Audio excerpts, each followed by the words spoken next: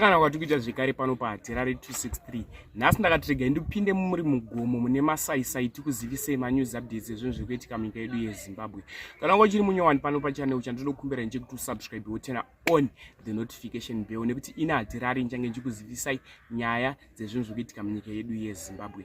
Ndiyandoine zveyo muzuva ranhasi nyaya mukomana wechidiki. Mukomana wechidiki uyu ari kunzi akaba bhuku remanotsi kuna someone panext door. Aba bhuku remanotsi ari kunzi akagadzirwa mukuzosvika mukufa. Tingoti rest in peace kune mukomana wechidiki uyo.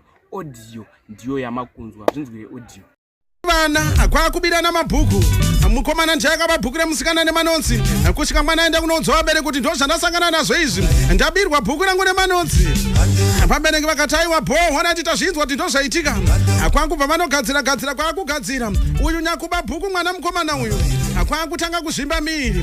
Zviri kunzi vabereki vake vakazenge vakufamba naye vakutekaira naye kusvika zozobuda pachena kuti dambudziko riri kukonzerwa nekutora bhuku kwaakaita bhuku ramumwe mwana. Kusvika mwana komana nekurwadziwa azobvuma kuti zvokwadi ndondi ndakatora bhuku. Bhuku racho paakanga ritora kabva ribirwawo futi.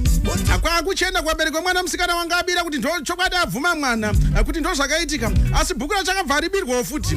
Zvikanzi vabereki vemwana musikana aiwa zvinetse chitengai foma exercise books mahombe mutipe kuno. Vabereki vemwana ndokutenga mabhuku anga ataurwa. Zvikanzi tatenga mabhuku ndiwaya kochibvisaika chiroyo nona imwana aite zvakanaka uyu. Zvikanzi aiwa tine urombo kana dziri nhau dzekuzoroonora hatikwanise ndau yekuzobvisa hatikwanise chatinogona kuisa chete zvatakaita izvi ndo zvatinogona.